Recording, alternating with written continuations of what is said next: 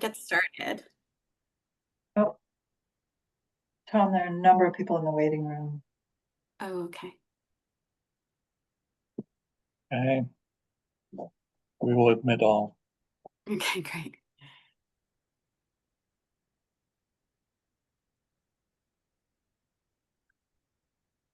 Great. Hi, everyone. Let's get started. I know some of you met Lily Kenny in our last meeting, but this is her first official meeting in her role as fund coordinator. So I know you're having some technical difficulties, Lily, but I wanted to just give you a moment to say a few words if you'd like to. Hi, everyone. I'm very pleased and happy to be here today with you all and to be in Maine. I just relocated from working overseas where I was in Ethiopia. A little background on myself. I have over 20 years of experience working in agriculture, food systems, natural resource management initiatives. I've worked across the US, also globally in these areas, really focusing on food security, market systems, rural infrastructure, economic development, strengthening communities. I've worked closely with farmers, cooperatives, establishing private-public partnerships, also a lot on policy issues as well. I am a forester by training, but because I got into agroforestry, I started getting into agriculture and food security. I think all of those things are linked. So really happy to be working with you all on this new fund, establishing it and finding ways of how we can make farming and food processing and developing forest products more accessible, equitable, and just a way to strengthen Maine communities. So happy to be working with y'all. Thank you. Thank you. We're so excited to have you on board and to get to work with you in this process. I did want to say hello to our co-chair, Senator Hickman, who is here and is welcome to jump in and interrupt me at any point if I'm missing anything. Really glad to have you here after that busy legislative session. Yes, thank you. Trisha, you've been doing a great job. I'm going to reboot my computer because it's not recognizing my camera. Okay. So in just 2 minutes or 3 minutes or whatever it takes. Sounds good. We'll see you in a minute. And just wanted to go quickly over today's agenda and what we're hoping to cover. To start us off, In Common Group will be presenting some highlights and findings from the interviews they've conducted with advisory board members. And a summary of that report of those interviews was included in the board packet.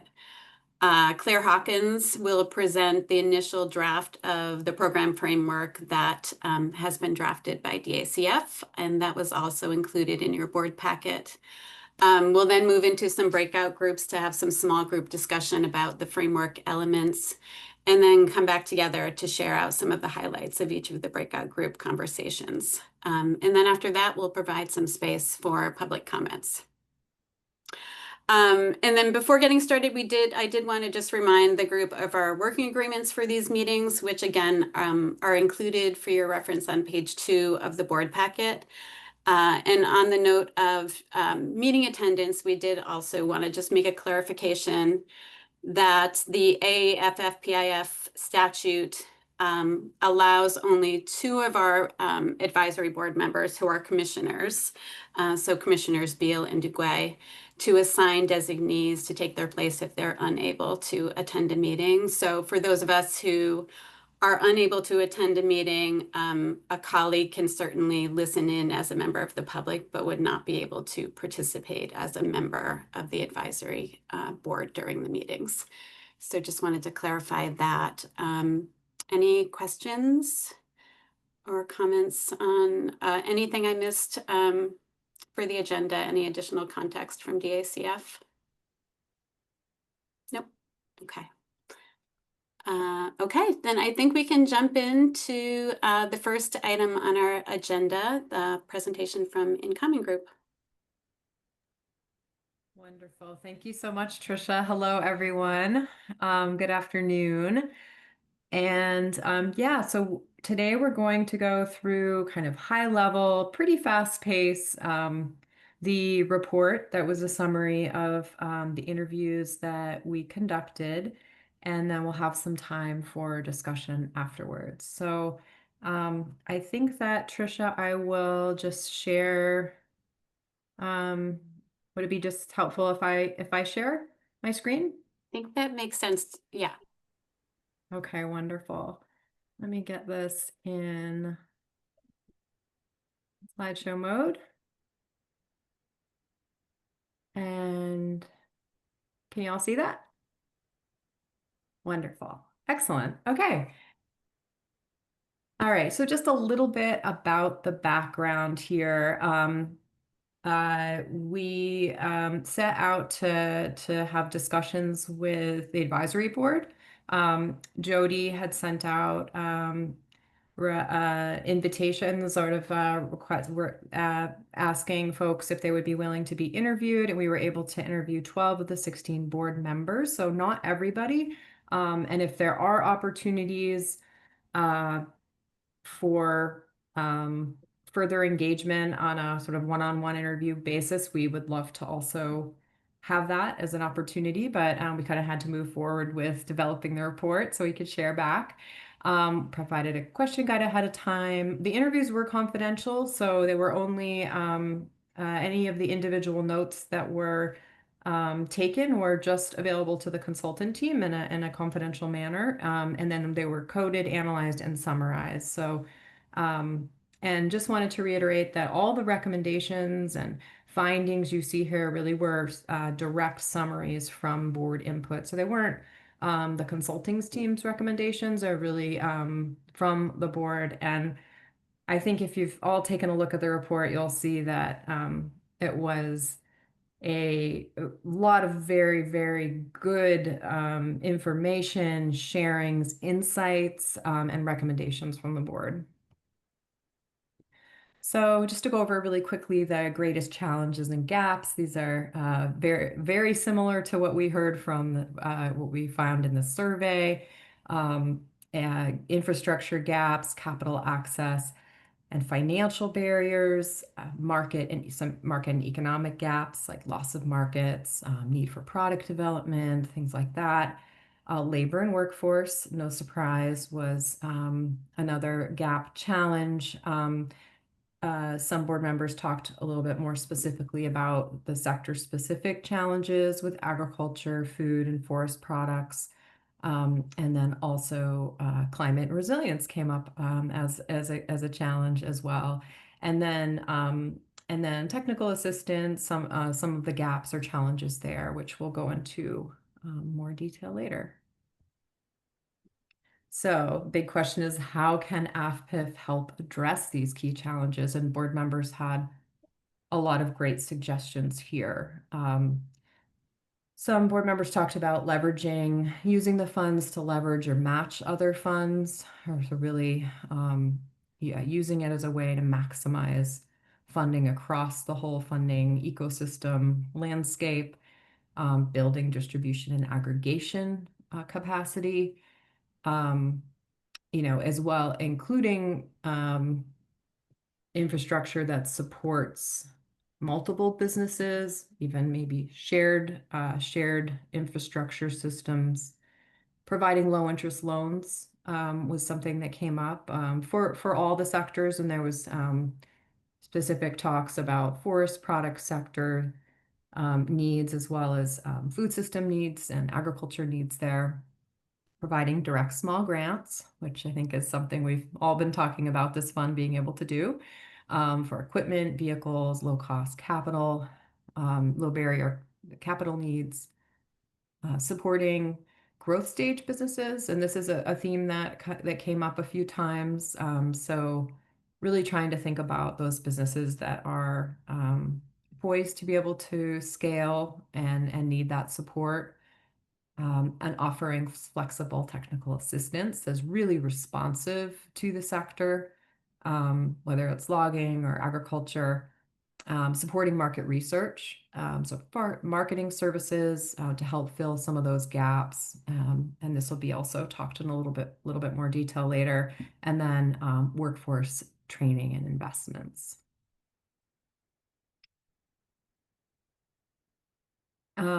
So there was some very specific advice that was given around by board members to address the key challenges, like more from a process standpoint of how the fund can do that.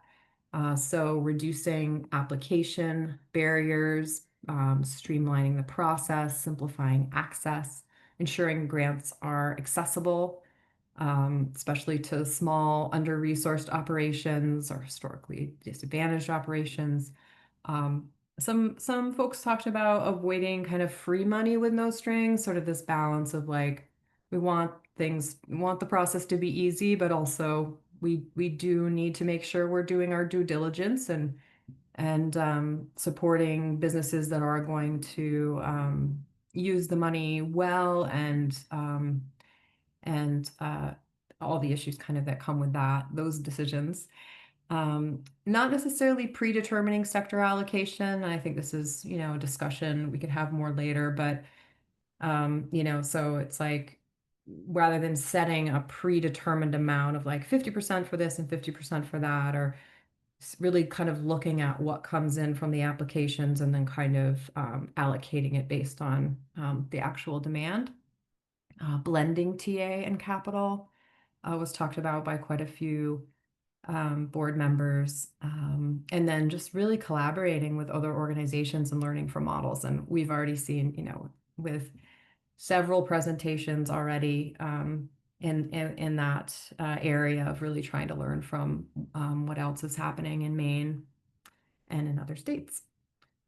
And then finally, partnering with trusted organizations, whether it's around technical assistance or just even outreach to get the fund, to get the applications out to other businesses, as an example. We had a very specific question around technical assistance needs, and although it came up in other areas of the conversation, we did have a specific question about that. And so just high level business and financial planning was something that came up, really just making sure that the businesses have, good business plans, they understand their finances, they're putting together a good proposal that will have, a good chance for a very positive impact on their own business and the sector as well. Grant and loan navigation support. So really thinking through like how the applicants are going to be supported in that process, throughout that process, including reporting, implementation, marketing and sales TA. So really there's needs out there for marketing and TA services, whether it's market research or other types of support in that regards. And then accessibility and sort of just that really thorough technical assistance around one-on-one, in-depth relationships. Again, there was a discussion around the need for growth stage business support. And then finally, some technology and R&D, there's certain very highly skilled technology consulting that some business in the sectors need. For example, if you're going to be funding equipment, is there the right type of consulting to even know like what is the best equipment, how do you use that equipment, etc. And then again, the board made some very specific recommendations around this technical assistance needs. So really coordinating and collaborating and not necessarily trying to replicate what's out there, and just really, I think Maine already does a really good job with that. So I don't see that as an issue, but I think that there was certainly something that the board members felt like this would be a really good idea to really try to coordinate the technical assistance aspects. Potentially fund like a TA navigator type program, or really think through some of those, the ways in which people access technical assistance, and, could there be like a navigator resource hub kind of thing? or at least a discussion around how that could potentially look with the intersection of the fund, pairing TA and capital access, making sure that, you know, producers have business plans and ability to apply for capital. And then other, you know, direct TA stipends, or could this fund have a pot of money? Maybe not initially, maybe so, I'm not sure, but certainly like thinking through, would there be a pot of funds directly to support technical assistance organizations? Prioritizing sector-specific TA, just really making sure that the TA that is available is really responsive to the sector's needs. And then the outreach piece really is important, especially for underserved, rural, older generation producers, and really making sure that there are some good partnerships there for outreach. We also talked about equity and accessibility. Some of these issues already came up in the technical assistance discussion, but really thinking like how to simplify the application process. A lot of board members were, yeah, just very, seemed like y'all were really hoping that you could have a process that would be, you know, relatively simple, balanced, obviously, with the need for having enough information to make really good decisions, but providing application and navigation support, outreach and messaging that really is inclusive, and then, you know, tries to really focus on who might not be receiving this information. And potentially allowing, a couple of people said, you know, potentially allowing sub awards through an organization that may be working with some of these, you know, harder to reach or underserved businesses. And again, I guess that's sort of the next piece, the next bullet, but funding some of those community-based organizations directly doing that technical assistance. You know, providing support for non-traditional applicants. You know, a few folks mentioned, like, would there be any grant writing support or ways to connect them if needed? And then there was a little discussion with a few folks on demographic evaluation, and really thinking through, like, we want to have that demographic information, and is there any way to make it sort of easy for them? Is there like a zip code that could be put in? And so we could look at different areas, or, you know, just sort of thinking through some of that process. And then also just like an over reliance on competitive scoring. This was an interesting conversation, and I think it was coming from, like, you know, it's always hard in a grant process, right? You have so many people applying, only certain people are going to get awarded, right? So it's never going to be an easy thing. It is a competitive process, right? So, but just trying to even think through, like, ways to like even the score a little bit, or make sure that folks really understand the scoring and maybe why they didn't receive awards. And then a few just direct recommendations from the board.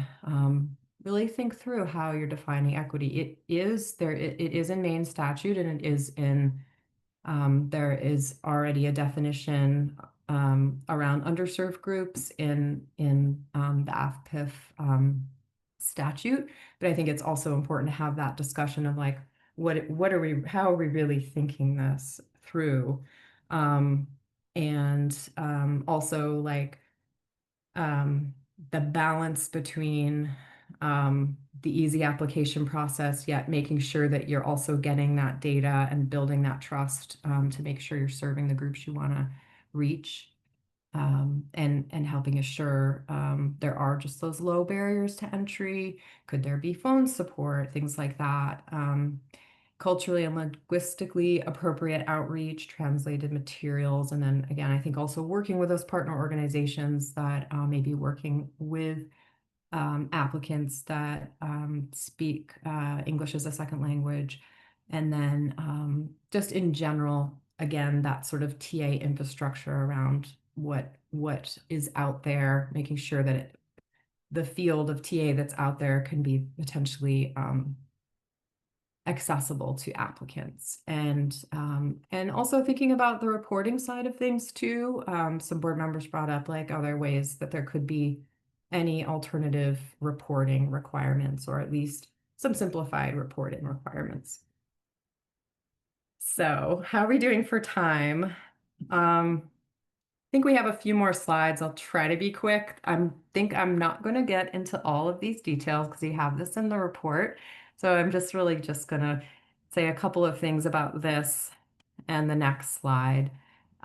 So board members actually all had some really, really good suggestions around metrics. I mean, we combed through and just started pulling them out and put them in the, this table, and there were like a lot of really good recommendations. So I think that when we get to the conversation next month, so the next couple months, and then you're really designing that final plan and thinking through, all of your suggestions are going to be really, really important. And then there will be some prioritization and discussion about, which ones do we really want to prioritize and include.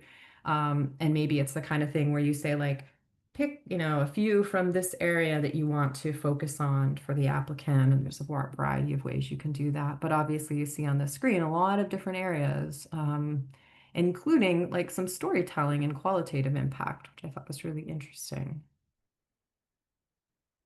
And then just overall, there was just some very general suggestions around design and implementation issues. So, outcome clarity, really make sure the goals are really clear, tying it to the statute, obviously, but really thinking through like, what are those outcomes you want to see, and then aligning the metrics with that. Really thinking through like feedback loops. Potentially like build a process in eventually where stakeholders can actually like review, like give feedback on applications and review metrics, using some of those insights to then further, and then also just looking at your own data for, feedback loops and reflection on how to continually improve the program over time. And that's sort of similar to the second one, these like sort of light audits or impact check-ins sort of post-investment. Also like really thinking through over time how you impact applicants post their implementation. Just making sure that the fund is that the fund is funded to be able to both administer and also monitor program impacts, and then community engagement, really thinking, as we already mentioned, several board members shared about really involving communities and thinking through that from a metrics perspective too. Excuse me. And then we also had a question about like, how do we promote AFPIF? We have, a certain amount of money now. Is this something that could grow over time? What is the important things to show? And obviously impact is important. Telling powerful stories and coordinating advocacy approaches. So there was some very specific suggestions by board members on like what's really great to emphasize and maybe what we should consider not emphasizing. And that's, helpful as like underserved rural and low income communities. There are essential beneficiaries. There's infrastructure gaps. So really making it clear, like there are needs out there. The value of all sizes of businesses are important. And then, the changes that these are long-term, these can really make long-term changes. They're not just sort of like a short-term Band-Aid. And then sort of just the relationship-based marketing in this whole how it plays out with the fund. Oops, sorry. And then just avoid, just like a few folks mentioned, like job creation's obviously really important, but maybe not like it shouldn't be like just like the highest sole metric. Like, could we think about, just more viable businesses that can pay their workers more, as an example. So, and job quality and things like that. And some people say, talked about like, language that suggests that like farming is idyllic or easy and like glosses over some of the true economic realities. Um, and then, definitely avoiding any competitive messaging that may kind of pit sectors or regions against each other. So really just like thinking through, board members, want to think through like who can we collaborate with to advance the fund? Are there legislative champions out there? Is there marketing or advocacy organization that can help support? And then certainly thinking of this as sustained baseline funding. That's something we really want to nurture over time. And then I think the last question here was resources that may be helpful for the board. And I think many of them that were suggested are things we've already kind of been working on. Some of this background research, really understanding market needs, certainly understanding the landscape of the funding ecosystem and the technical system ecosystem that already exists in Maine. We've done a lot of that. But are there other needs that may be out there to really try to understand that would be useful? Just clear process design and administration report, as we talked about, a streamlined application, feedback mechanisms, things like that. Again, this is sort of a summary and a little bit, it was the last question, so it was like pulling in from a lot of the other discussion, but focusing on that strategic growth, and not just the immediate needs, and then making sure the capacity is there, the funding for the capacity to administer this over time, and having that be a sustainable source of funding for the agency.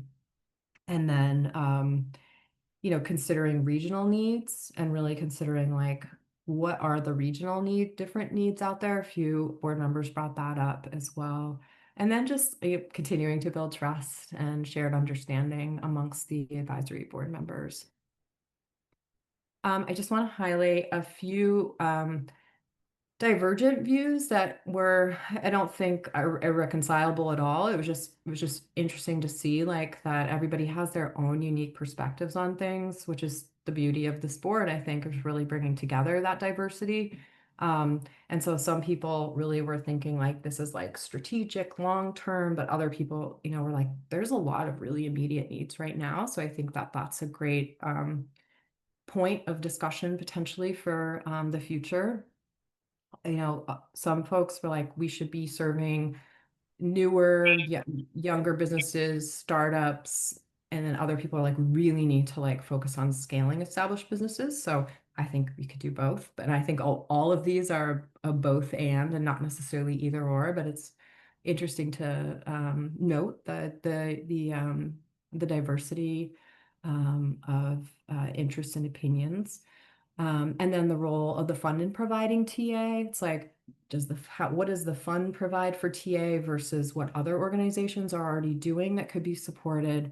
And then that balance between application process, the simplicity or the rigor of it, the accessibility and the simplicity of it versus making sure that you're also getting the data you need to make good decisions and make sure it's impactful. Equity framing and targeting, like that was, I had mentioned before, how broadly do you define it? And then, and there were some differences there. I think some people want a very broad tent on that, and then others are like, well, if we have such a broad tent, are we going to miss really supporting some businesses that and farms that really may need it more? And sort of just the sector balance and prioritization, like how to balance that so it feels equitable across the sectors. And then some board members were really excited about the grant piece, and some were really excited about the loan side. So again, I think it's an and both. It's like how, maybe you start in one place and move to having both at some point. But that was another really interesting discussion that came up. So, sorry I took a little longer than I thought, but I would love, Trisha, if you want to lead this part, I'm happy to, Eric and I are happy to weigh in. Aisha wasn't able to be here today, who I know did some of the interviews with you. But we're happy to answer any questions. But really, we want to hear all of your thoughts. Like, you were part of these discussions, now you're hearing it in this big summary form. But what is surprising or confirming? Really, where else do you need to discuss?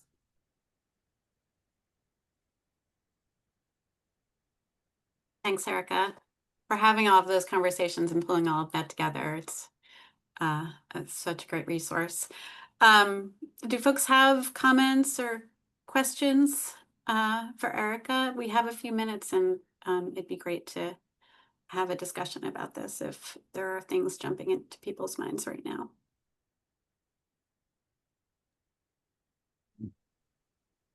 Matt? Yes, hi. Thank you, Erica. Very comprehensive, so thank you for that. It seems the list of all the good things we should be doing is only growing, which obviously will make the prioritization task even more challenging. I was wondering, from the, what'd you say, 12 interviews, was there any sort of priority on what to do? Is that priority list, has that crystallized with the 12 interviews, or are we just a bunch of people thinking about a really broad spectrum of support? I mean, I think we tried to present what we heard and not put sort of a spin on. I don't think it was. I mean, I think there were some things that were evident. Like, I think, there's certainly, I think, overall support for infrastructure grants, hence the name of the of the fund. I think there's certainly some things that seem, but I also I think that there probably is some more discussion. And fortunately today, I think there's going to be that reflection on the document, sort of this straw man kind of document that that DACF is putting together to talk with you about. So I think that that's another opportunity to kind of further kind of hone in on what are those specific things with this first tranche of money. I'd love to hear other people's thoughts too. You all read the report. Did something rise for you that feels like, yeah, this really makes sense. This is really what we could be funding. Jody, did you want to jump in? It was more a process. I mean, I don't want to take up time if other advisory board members have particular reactions to the content. So I'll wait, but then I'll kind of respond later to Matt's question.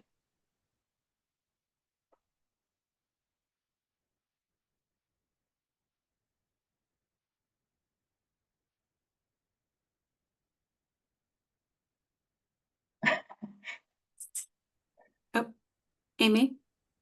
Yeah, I feel like I think that is really helpful. And I actually had a question about like how you code them, and like sort of, do you use software or do you do that by hand and so forth, just as a methodological thing. But I think what is interesting to me is the feedback about like having feedback loops and sort of engagement.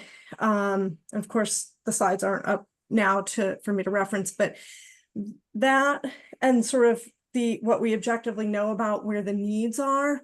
So I'm hopeful that those two processes somehow help to balance or help to find that balance between sort of, rigor and accessibility to assure impact, because we're talking about bridging the gaps that we know that exist in infrastructure. And if that's helping businesses, identify truly what the needs that they have are that help plug those statewide infrastructure gaps, then ideally people are radiating into into the niches that they can serve and be an integral part of that supply chain. And I think that statement may not apply to forest. I don't know the forest sector enough to say, but I feel like, so I think having sort of a benchmarking process through both the stakeholder feedback as well as, and that gets overlaid with what we know are the gaps and are the needs and is the current demand. So I don't know, I know I'm not articulating that hugely well, but I feel like that's what's resonating for me when I see that. I think there is an opportunity for the both ands in figuring out how to make sure that that the fund is equitable, the fund is using tools to help businesses that are able to plug these gaps based on what their role is. And I think that the slides really helped sort of concisely show, I can envision the different sort of tracks that are out there, and that we could do for, like, you know, growth stage businesses and startups, and smaller projects and things with shared distribution, funding TA by leveraging what already exists, help. So I think that was really helpful just to see it. And then I was just curious, just about how you all coded. Yeah, so we do a process where we go through, read all of for kind of bucket it by questions, and then we read all the responses. We start to kind of code and highlight and reorganize around key themes.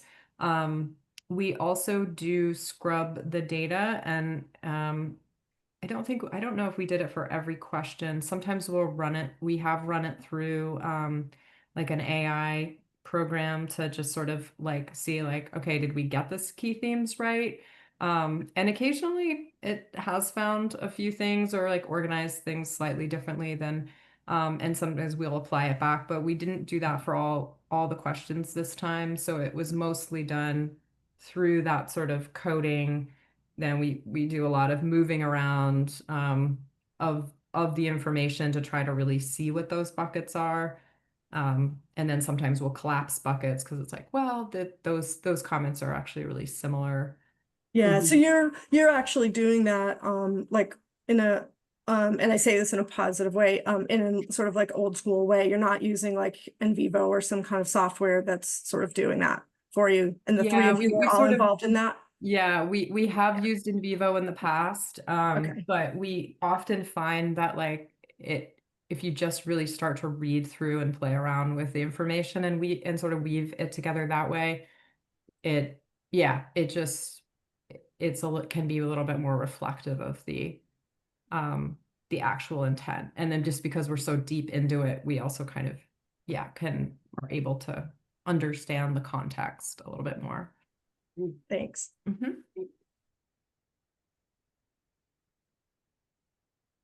Jody, did you want to jump in? Just very quickly, I know we need to move on, It's okay.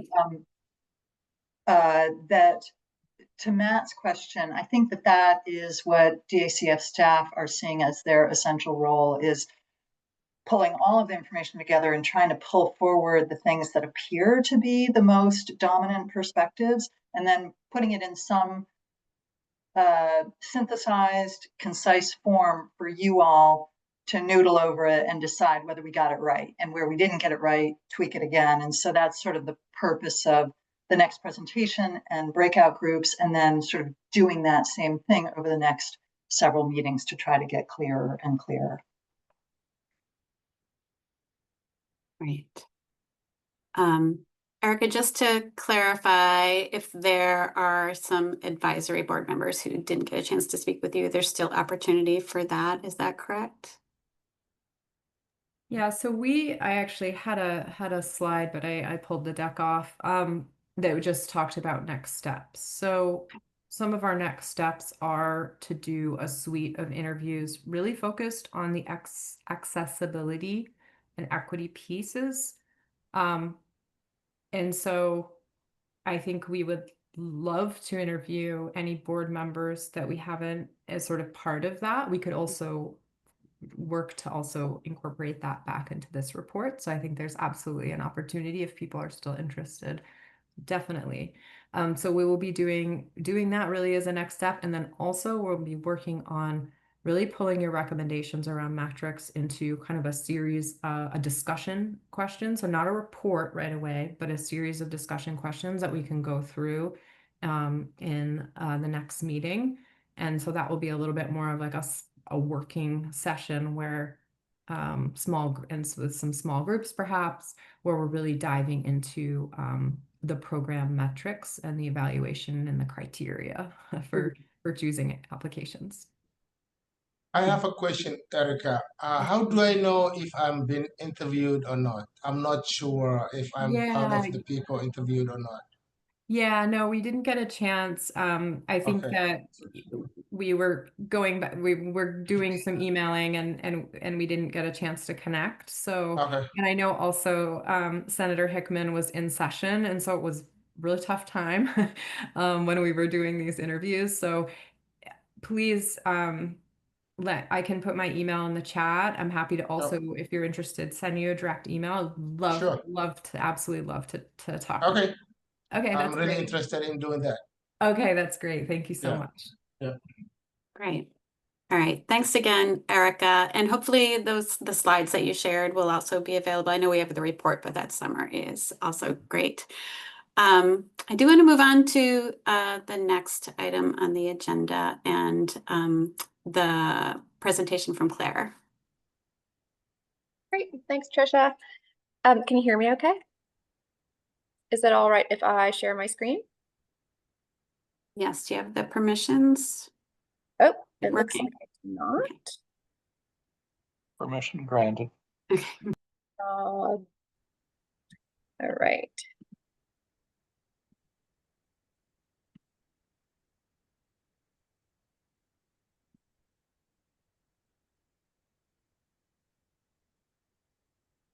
Okay, how does that look from your end? Can we see the slides well and full screen? Yeah, that's great. Great, okay. All right, hi everybody. I'm keeping an eye on the time, so I'll try and get through this reasonably quickly and leave a little time for questions if we can. I think just to sort of echo and reiterate a bit of what Jody said, these slides are, I think we even struggled with the idea of calling them a draft because they're very much meant to offer a synthesis of the information that has been gathered to date, just to serve as sort of a conceptual springboard from which the advisory board can jump into a conversation about fund design. So just because something is reflected here does not mean it is advocated for or recommended or set in stone. It's really just meant to reflect the key themes and concepts and ideas that have surfaced to date. So with that, I'll move into this. Oh, look, here's a great disclaimer saying just that. So this is just a little orientation to say that this is very, very, very early stage draft information, and the advisory board will have multiple meetings after today and have an opportunity to review, discuss, and refine the ideas as they continue their discussions around fund design. The data that DACF staff reviewed included information from the funding landscape, benchmarking and survey reports from InCommon Group, meeting presentations, and advisory board discussion. So we really did our best to comb through just about everything we could get our hands on to arrive at the, we'll say, building blocks that are being presented today. Okay, so just to get us oriented, the fund goals as stated in statute, I'm just going to go over these very quickly to get us all on the same page. So as stated, the fund intends to strengthen Maine's agricultural, food, and forest products economy with the priority of making resulting efforts more inclusive of and increasing investments in historically marginalized, underrepresented, and underserved communities, including communities of color, low-income communities, and rural communities. The fund intends to expand infrastructure investments to increase access to markets and opportunities for Maine producers, processors, small businesses, and consumers. And it intends to collaborate with other state agencies, economic development organizations, and other key institutional partners to establish technical assistance programs to support these objectives. Okay. A reminder about fund capitalization timeline and the funding allocation. So bonds have been held over to the second session. Many of us, I think, are aware of this at this point. If a bond package is approved by the legislature next session, those bonds would be voted on in November 2026. If approved by voters, those funds would be available in 2027. That means that until then, the $500,000 is available for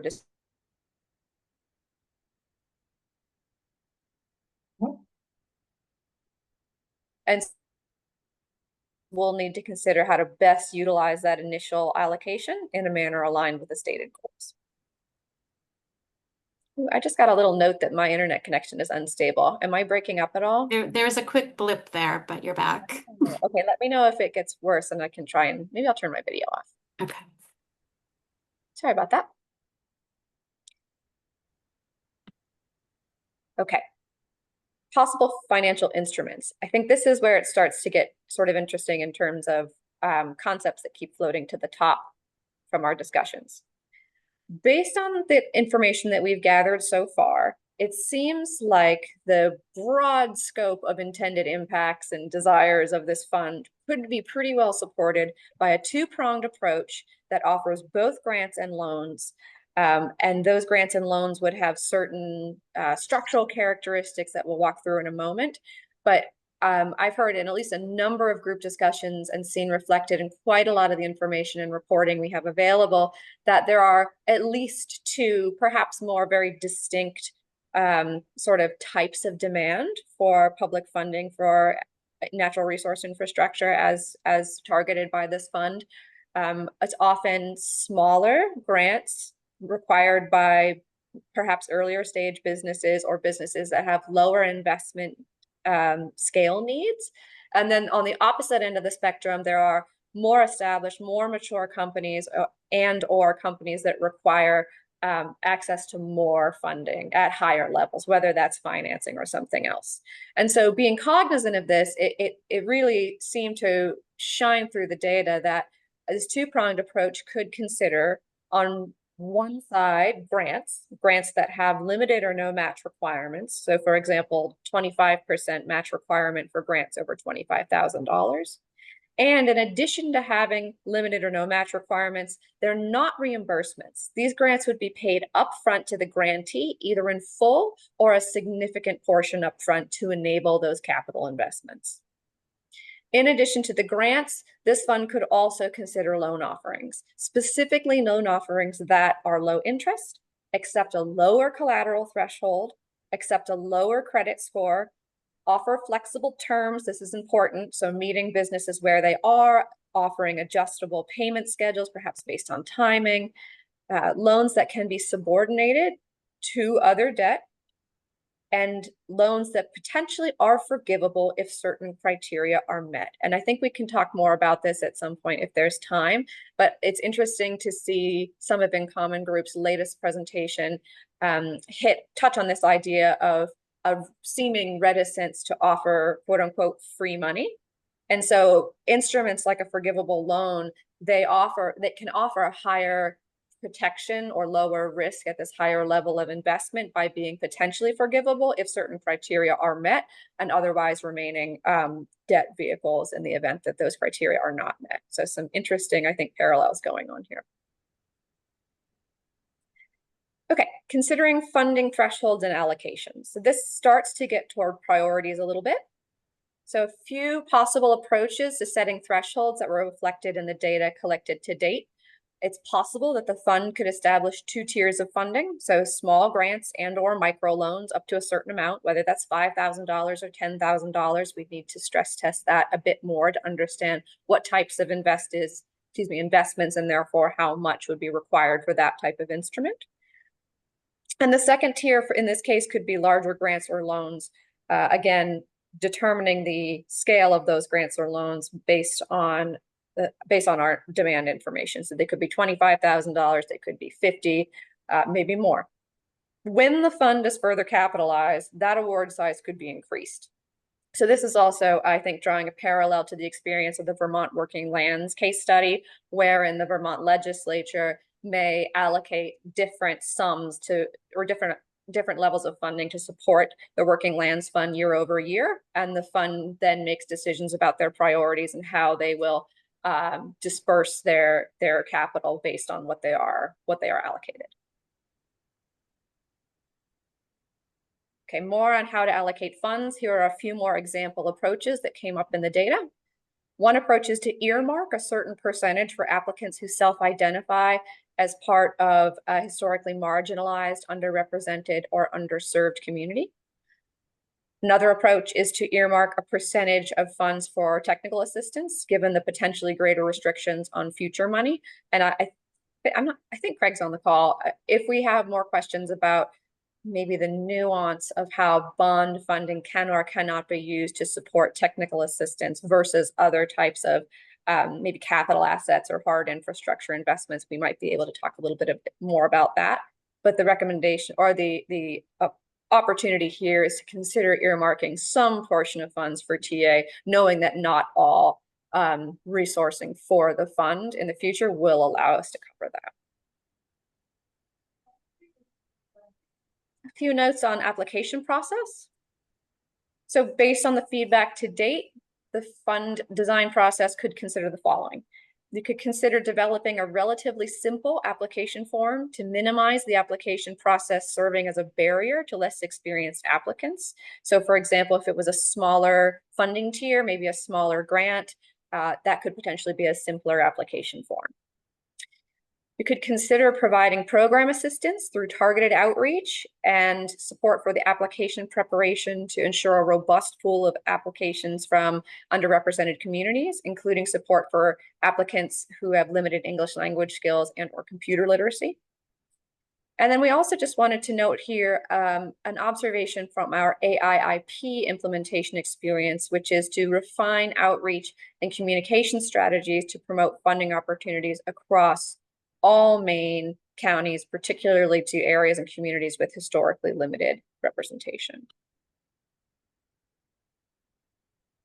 Okay, possible funding priorities. This is really intended as a conversation starter. So getting, I hope, to some of Matt's big question about what do we even think about starting to prioritize within this very broad scope of intent. Here are some of the examples that came from our data collected to date. The first is to consider prioritizing for-profit businesses, potentially over nonprofits. Could prioritize catalytic capital for small startup or early stage businesses. There was some support for prioritizing larger investments for more established businesses at a particularly impactful growth stage.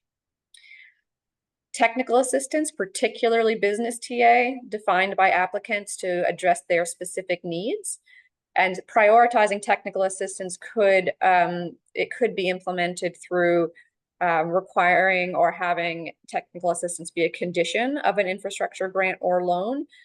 For example, the Farms for the Future program, I think basically by completing phase 1 technical assistance, it unlocks access to phase 2, which is a greater funding threshold. So that's one consideration. Projects that have not previously received funding could be a priority. And this is reflected in some other, I think, relevant regional and state programs wherein you could have certain rounds or maybe the initial round could prioritize applications from businesses that have not previously received support from either this type of program or DACF funding programs in general. So there are a few ways to think about broadening access for businesses that have not previously benefited from these types of funds. Could consider prioritizing projects that source Maine grown and produced inputs. And then finally, one other observation was that the fund could prioritize projects with a high probability of completion. And again, that gets a bit to some of our due diligence commentary. Approaches to proposal evaluation. So there were a few different evaluation approaches that were more consistently cited in the reports and data that we evaluated. One of the first was establishing scoring criteria wherein equity considerations account for at least 30% of the scoring rubric. So, you know, out of the gate, it's trying to establish a clear focus on equity considerations when structuring the review process and likely the scoring rubric. Another approach would be to include some criteria that assess market feasibility, for example, requiring evidence of demand or a defined market. And then factoring in the location of requests to maximize the geographic distribution of funds. So recall from our AIIP experience again that geographic distribution If geographic distribution is a programmatic goal, consider weighted scoring based on location priorities and try to understand what typical county representation looks like in the applicant pool. Other items. Okay, we're getting ready to wrap up. So this is sort of a mismatch or a catch-all of some other less structured topical items that were evident within the information pool. The first were some initial possible ineligible uses of funds. So the board can consider if the fund should support certain allowable uses over others, and a possible ineligible use might be purchase of livestock, purchase of inputs like soil amendments, and there's certainly ample room for discussion to talk about what other possible ineligible uses we might want to flag right out of the gate. A note here on possible evaluation metrics. So I think we've touched on this a few times, and there is I think a forthcoming report from In Common Group, but this is just a note that there's an intent to create different metrics, or there's an opportunity to create different metrics depending on the business stage of development, keeping metrics realistic, given that measurable impact generally requires a longer timeline than a grant cycle. Again, consistent with the AIIP experience, I'll just add there.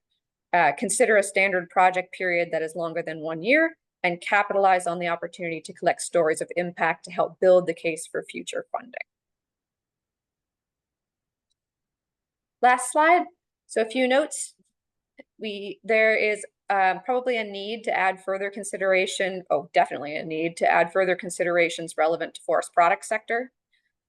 Consider possible synergy with a DACF agricultural development grant with an existing program in our portfolio.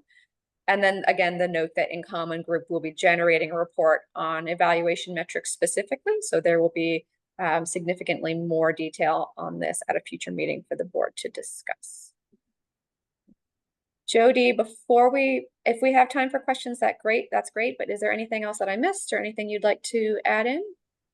Well, the only thing that occurred to me is if you go back to the prior slide, whether, Craig, do you want to say a word at all about this middle bullet so people kind of understand the context? Are we unmuted? No. Yeah. Yeah, there you go.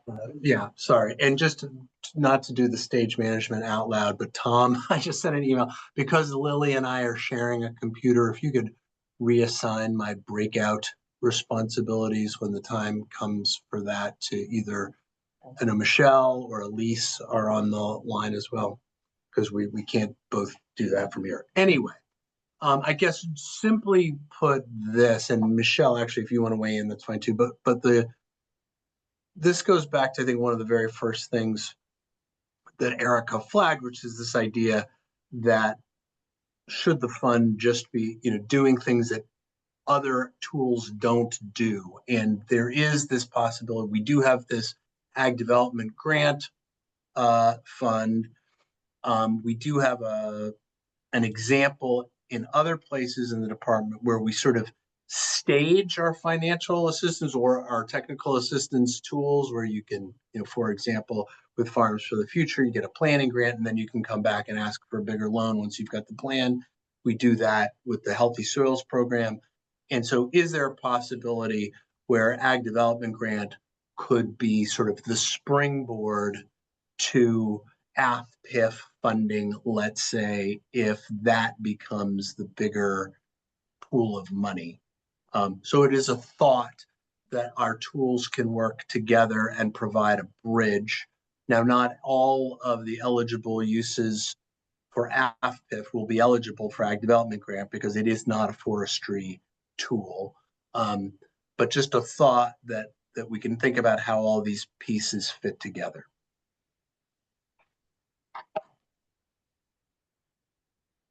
Right. Are there any questions or comments that would be helpful to surface now before we go into the breakout groups? Matt? Thank you. From a timing standpoint, will we know about future funding before we have to distribute the initial 500,000 And I ask that because I think I would distribute the $500,000 differently if that's all we had to distribute, or if that was the first wave of funding as part of this effort.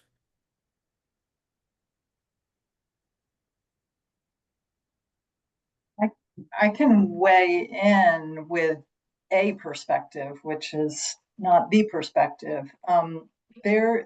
There is an argument to be made that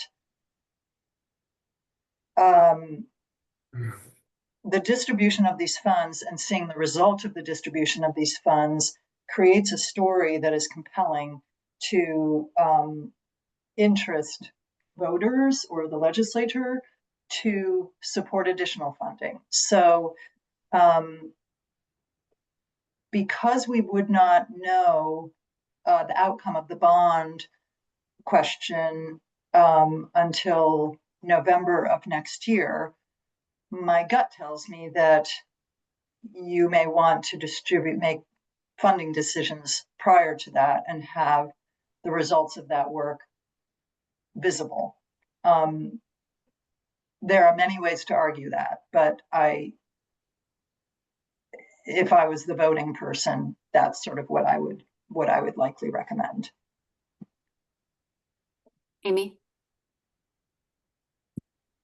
Yeah, I think that's a really great observation, Jody. I would just also say there are 2 other bills attaching money to this fund that are in the legislature and were carried over. So the likelihood or possibility that those pass is maybe, really low, but one of those is similar bill to the one that wound up being negotiated down from 5 million to 500,000 and got 500,000 that is currently in there. So maybe there's a chance, I don't know, the current climate's so bad that anything would pass, but I think there's also the opportunity to advocate, Commissioner Beal, I see you on the call, but for it to be in the budget this next time too. And there was, Erica's slides talked about coordinated advocacy and so forth. So just saying that maybe there's a way to push to add to the 500,000 even a little bit, so that that's an even more impactful story to tell by the time that hopefully there's a bond.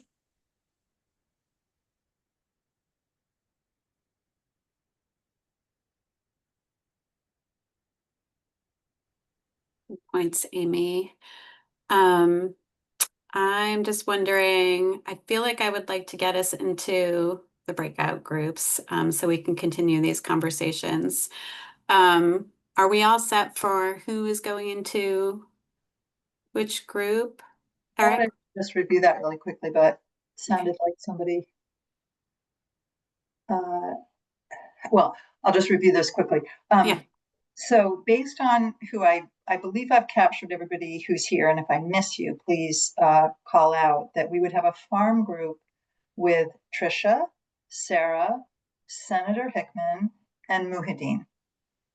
And that would be facilitated by Michelle. That we have a food distribution processing supply chain group that would be facilitated by Lily, and that would include Matt, Jeff, Amy, and Jay. And that we would have a forest products breakout that would be facilitated by me, and that would include Krista, Jameson, and Commissioner Beal. Have I missed anybody who's on the advisory board? And what we were thinking would be an open-ended enough framing questions are: which elements of the fund outline resonate with you? And are there any elements that raise concerns? And each of the facilitators will repeat that in breakout, but that's the hope for guiding the discussion. And then we would have until 1:55. We bring folks back to report out. Does it make sense to maybe adjust that to 2 since we're a little behind? Or I guess we'll lose time on either in the discussion after the breakouts or in the breakouts. So I mean, I think you make a good point. Maybe we should push it to 2 because it'll give a little bit more time for the breakouts and maybe we can be a little bit more efficient in the report out. So Okay. 2:05, we give each group 5 minutes to report out. What it wouldn't allow for is reactions from other groups to the other groups, but we have several meetings here to do that. Okay. All right. I think that sounds good. Jody, the return time would be 2:05. Yeah, yeah, let's do 2:05. That's okay with you, Tricia and Senator Hickman. And then Tom, as I had said, I don't, all the DHS staff realize that, understand that they are not participants, but I think it would be helpful to put them in to rooms as observers and perhaps helpful, assistant note takers. But they understand they're not, I've tried to allocate them to various groups. I appreciate that. Thanks. Message me if there's any requests for a switch. And again, I understand that members of the general public are not to be assigned to specific breakout groups. Yes, and I think it might be good to have Claire join forestry, unless you had a different idea. Anybody had a different idea, Commissioner? Particularly because our group is a little bit smaller. I think that's a great idea. I hope Claire does too. Okay. Okay.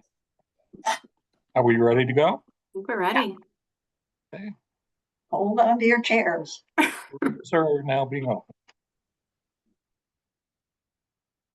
And I'll remain in the general room.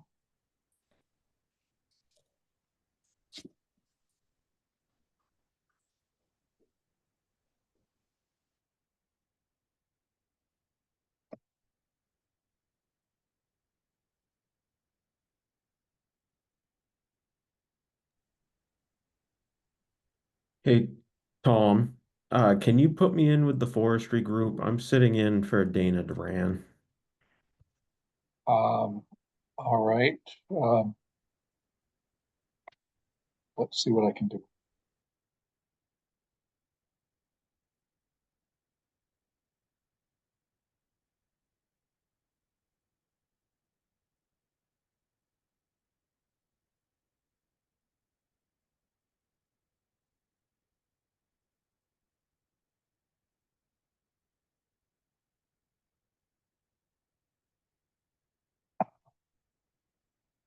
Hold on here. Maybe I'll have challenges with that.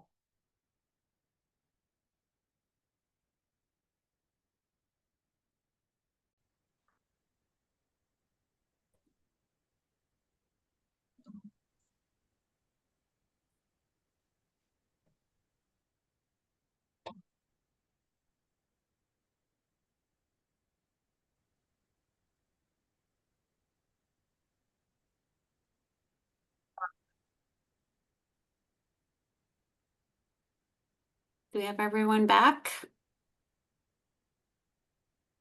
Looks like it. Okay, great. It'd be great to kind of jump into some share outs from those 3 breakout sessions. How about starting with the forest products group, if there's someone who would be willing to lead a summary of that, the share out of what that group discussed. Well, I was the note taker, so I think I'm probably in the best position to do that. We had Krista Jameson, Commissioner Beal. We had Claire Hawkins from the department, and then Ben Grant was observing. The feedback was that the key needs for the forestry industry that this fund could potentially, well, the key needs for the forestry industry really at the moment are new or restored markets and to hold on to our logging workforce in the meantime so that when markets are restored, we still have that sector to be able to support it. Some tangible ways that a fund of this size could potentially move the needle are to help support new logger training programs, helping to scale existing programs to help replace aging loggers and to increase the number of people in that sector. There are two programs that folks referenced. One is a forestry immersion program through the Brewer High School that Main Tree Foundation helps to coordinate. Only costs about $6,000 per student. And there's another program through Northern Maine Community College that, there was really thinking that young loggers are an important type of infrastructure for this sector, and there needs to be some rebuilding of that workforce. Another thread was whether we might be able to support rebates for trucks and equipment. And we got into a brief discussion about whether that would be a function that would be, on one hand, easier for DACF to administer, and that we need to do some looking into DACF's authority in that regard.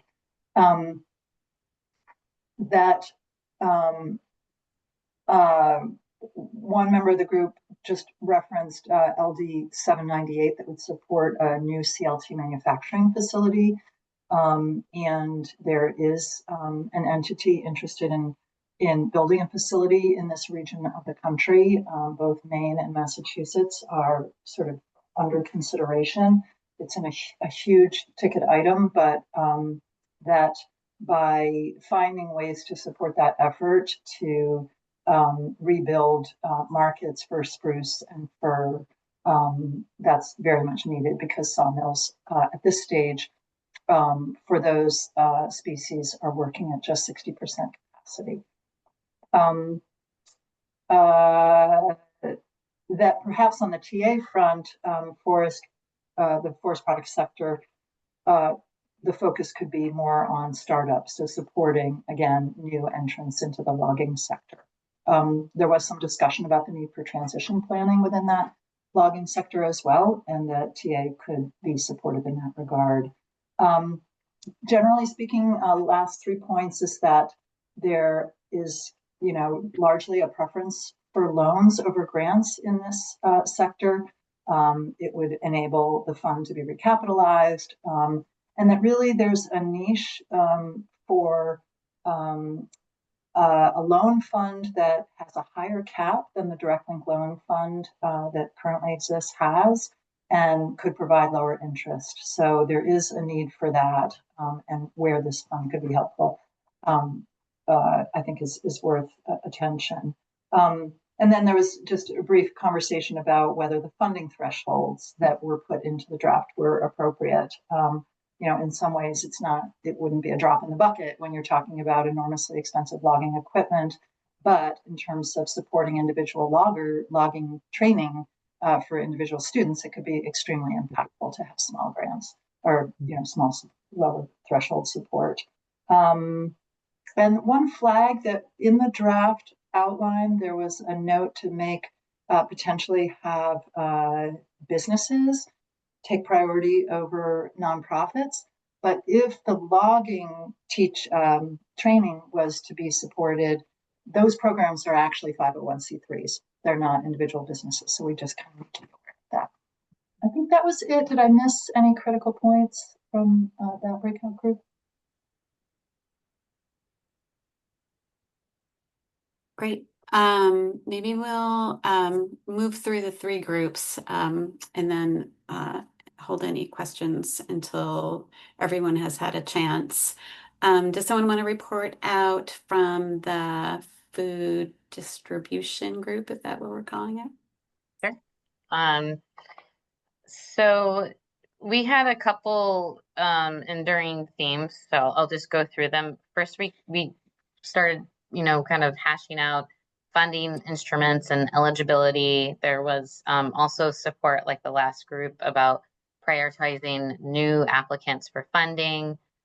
There was some discussion about pairing grants with loans for gap financing, especially for small and medium-sized farms and entities. There was a little bit of discussion around what does it look like to help folks that have barriers due to low credit scores or lack of collateral, that it needs to be balanced with accountability because, you know, we don't want to necessarily fund businesses that don't have a good plan or an entity that has bad credit, but at the same time recognizing that some folks are new to the country, they don't, or perhaps for some other reason, they don't have credit or collateral, no credit history. Maybe there was some issue like a medical crisis or something. But the point is that we need to, as a public sector, we can be nimble and kind of look at it, but also make sure there's accountability and really kind of discuss amongst ourselves what will this look like. We talked a little bit about having financial coaching and maybe credit repair through existing programs. Amy talked a little bit about CEI that does that. We also talked about resilience, and even though resilience might not necessarily be named, that it's still in the statute, it's still important as a goal of the fund. And I think, you know, we talked a little bit about building business and supply chain resilience, as that's really important for criteria. It's whether this will, whether businesses will succeed and kind of support the supply chain. You know, it really makes sure it helps us connect if there's feasibility and demand, and resilient locally sourced projects that will strengthen our food economy. We also talked about potentially having dual tracks, as was mentioned, for growth stage and startup businesses, and how we ultimately support the food supply chain overall. Let's see. We talked a little bit about some more details about potentially have around bridge loans again. How could we have collateral from like tax credits and things like that? And then lastly, we had a discussion around the sector and geographic targeting. Again, maybe not being overly prescriptive when it comes to sector or geography, but what is going to serve the supply chain most broadly, and what is the demand? Anything else for my group? Did I forget anything? No. Okay, great. Thank you. Thanks, Lily. And then Michelle is going to report out for the farm group. Yeah, so the farm group, we talked about prioritizing small investments, micro business investments. The group felt it was really positive to have small funding levels to offer more quantity of applicants funded. Really important to have small, lower barrier grants. Those could be really impactful. Again, prioritizing those low barrier grants that are not reimbursements, remove barriers for farmers who don't have the funds up front. This group felt it was important to prioritize grants over loans. Prioritizing investments to businesses that haven't received prior funding, potentially look at no prior funding at all or no prior grant funding, but also consider, you know, just no department prior funding. So more to talk about there. Prioritizing diverse funding thresholds, breakup of different funding sizes and tiers, a simple application form for those smaller tiers. Really prioritizing Maine grown and harvested inputs. We talked about that for a while, and there's some conversation about challenging the notion that due to the short growing season, you can't have Maine ingredients in Maine products, but we went on to talk about maybe if there's a category just for processors, that 60 to 70% Maine grown ingredients might be an appropriate threshold, talking about things like guacamole and things that, you know, do have ingredients that aren't typically grown in Maine. Really prioritizing technical assistance and thinking about what that means as we build the fund. Technical assistance for the application phase in particularly, and for those with language barriers or that lack the grant writing experience, and it could be really impactful for some grant writing support for those new applicants. We liked the focus on value-added production and the inclusion on those value-added products. The group felt some of the concerns were a need to create a list of what tasks or activities would be eligible. Some conversation around we have an ineligible list, and we went down the conversation of, are all the things that are on the ineligible list appropriate in the best interest of the funds? Are those based in statute, or where did that ineligible list? Is there opportunity for discussion on what is eligible and what isn't? So we talked about, cover crops and soil amendments soil inputs are not currently allowable, and just the conversation went around how those really are long-term investments. So thought about looking at those again. We talked about livestock as well. The vision of this program is to empower food enterprises and forestry enterprises. And what came out of that conversation is we have to have faith in the applicant knowing what they're planning to do with their startup, scale up, or new value added products, and really have an opportunity to share what they want to do, and that we trust. There's a level of trust there that doesn't need a really robust application process to get to what the farmer needs and where their passion is, and how this fund can really make a difference. Concerns, as we all have, we don't have the funds to do everything. And then back on that, allowable and unallowable, there was conversation of we do really need to narrow this down, but then also some conversation of if there could be some sort of footnote, disclaimer, waiver process that on a case-by-case basis may be something that is either less clear or for certain reasons might become allowable, but that could be determined closer to the application process or as part of the process. And then finally, we were talking a little bit about complementary or similar programs that the department or other organizations close to us might offer. So, the Farms for the Future has the business planning grant. We have a Maine Healthy Soils that has some soil input funding, and we love the no wrong door approach. We want outreach. We want folks to be able to come and be comfortable applying and seeking that TA from us. And the group felt that we didn't want to turn anyone away due to a timing issue. So even if something was eligible for funding from another source, this group felt that shouldn't disallow them for seeking, not to double dip, but for seeking it in this channel. Even if maybe at a different time of the year or 2 years from now, they might be able to be eligible for that through a different fund, but capturing people when they come to us ready with an application. Did I miss anything? Anybody want to add anything from the group? That was great. Thank you, Michelle. It was a good conversation. Thank you. Does anyone have any questions or comments for any of the groups?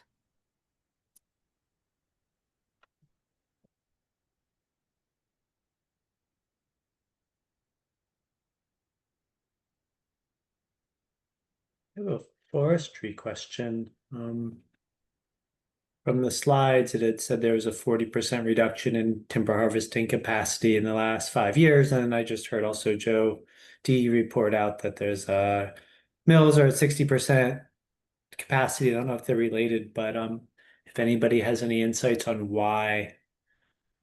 I'm guessing it's that, right? There's a retiring forestry workforce and they're not being replaced, but how come they're not being replaced? Is it just the cost of entry, or are there other things besides the cost of entry? So the 60% figure, the mills are running at about 60% capacity. That has to do with the markets. Interest rates have made borrowing really expensive. So people just aren't renovating houses. They're not building houses at the rates that they typically do right now. So that's expected to be short term, not long term. We're riding the wave out and trying to hold on to the workforce that we have right now until the markets recover. The 40%, I'm not exactly sure what figure you're referring to, but I'm assuming that has to do with workforce. Yeah, so they're just different, looking at different metrics. Any thoughts on why that workforce is declining other than aging out, and why it's not being replaced? It's aging out. We've lost a lot of markets over the last 2 decades. A lot of pulp and paper was typically the largest sector of the forest products industry. We've lost a lot of mills over the last 10 years even. We're working now to replace those lost markets and to diversify the forest products industry so that when there are market fluctuations in one sector or in one material type, it doesn't have such a broad effect on the industry as a whole in Maine. So we've been really successful in that way, but it's just not as big as it once was.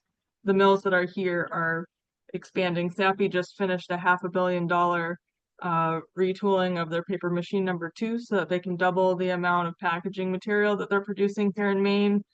Nine Dragons has been shifting into packaging materials. Woodland shifted into tissue paper for toilet paper and paper towels. So the mills that were here are working on shifting away from printing paper and materials that are in decline, but there have been some hiccups in that transition.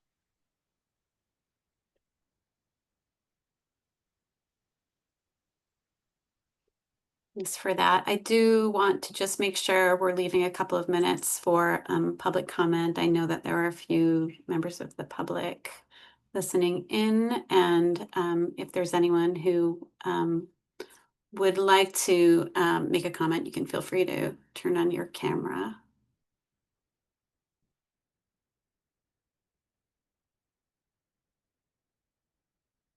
See none. Jody or anyone else from DACF, are there some next steps that you'd like to maybe talk about before we are wrapping up today? I can offer a couple of thoughts, and one is that we always have debrief meetings after these meetings. And so the co-chairs and DACF staff will be meeting on Monday to talk about next steps. So there's that, and I don't want to predetermine where things go. But you did hear from Erica that one of the intentions for the next meeting is to have some discussion about evaluation metrics, that when you get to the point where you're awarding grants or loans, how are you going to measure impact? And so while In Common Group will be generating a report about that for the following meeting after August, that will be an opportunity to sort of weigh in on that at the next meeting. One of the things I was just at the same time drafting an email to internal DACF staff working on this is that it's not clear in my mind, candidly, like what is the level of granularity and specificity that's needed for the design in order to be able to stand it up.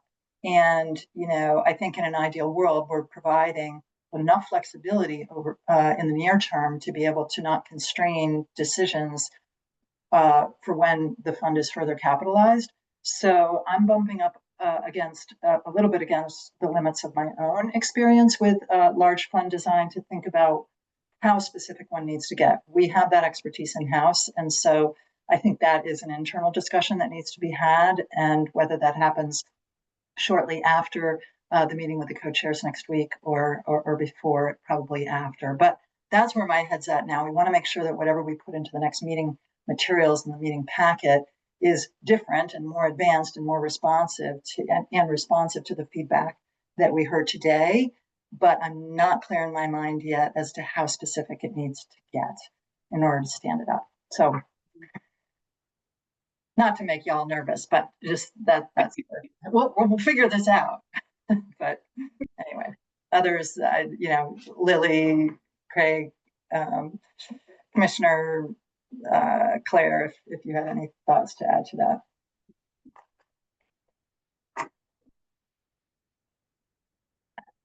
I should mention one other thing, which I flagged to the chairs, is that we always include a meeting schedule in the meeting materials. And if you were to dig into that, you'll note that under the August meeting, there's this question of public comment period.